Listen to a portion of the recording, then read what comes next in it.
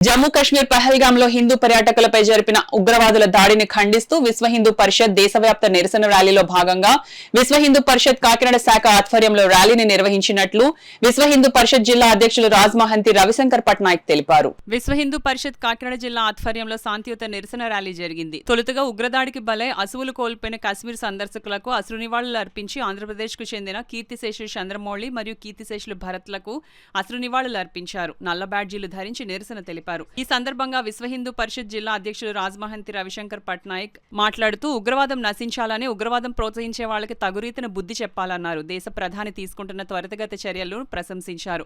ప్రాంత ధర్మాచార్య సంపర్క్ బిక్కినరాజు మాట్లాడుతూ ఈ వికృతమైన చర్యను అందరూ ప్రతిఘటించాలని అన్నారు.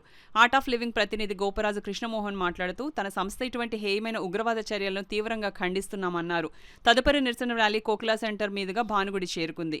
కార్యక్రమంలో జిల్లా కోశాధ్యక్షులు గుండోజు భానోజీరావు, జిల్లా ధర్మాచార్య సంపర్క్ ప్రముఖ్ డాక్టర్ నమశివాయ, భానుగుడి ప్రఖండ అధ్యక్షులు రెడ్నం రాజా, ఆర్ఎస్ఎస్ గోపరాజు సుబ్బారావు, రామారావుపేట ప్రఖండ్ గోరక్ష ప్రముఖ్ Subrahmanyam, Dilip Kumar Sadnani, art of living ప్రతినిధి గోపరాజు కృష్ణమోహన్, సేవికా సమితి సభ్యురాలు లిఖిత, వి శ్రీనివాస్, రాజు, వై కృష్ణ, వెంకటరమణ, బాలాజీ, సాయి గోపి, హిందూ బంధువులు పాల్గొన్నారు.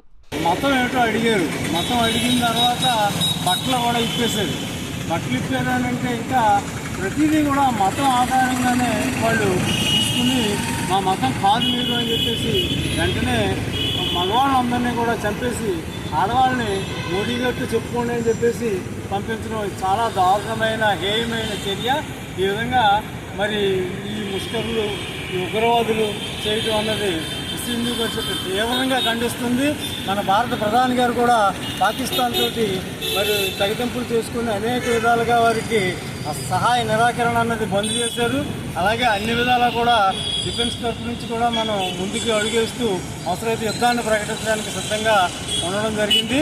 అంచేత మనందరం కూడా ఈ విషయాన్ని తీవ్రంగా ఖండిస్తూ చనిపోయిన అమాయకులకి మనం అశ్రు ఇవ్వాలని ఈరోజు విశ్వ హిందూ పరిషత్ తరఫు నుంచి అందజేస్తున్నామని చెప్పి. ఉగ్రవాదానికి మతం లేదు అనేవారు.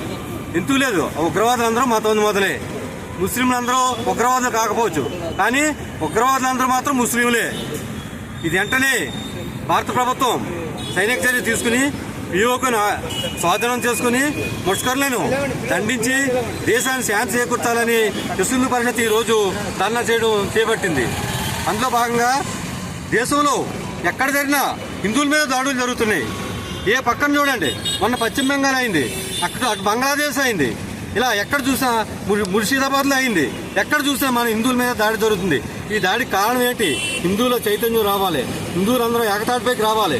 మనం అలా రాని రోజే మనం కొన్ని రోజుల తర్వాత ఇంట్లో ఎవరిని ఉండేవారు. వాళ్ళ మెజార్టీ పెరిగిందా మన ఇంట్లోంచి బయట లాగేసి తరిమి కొడతారు వాళ్ళు.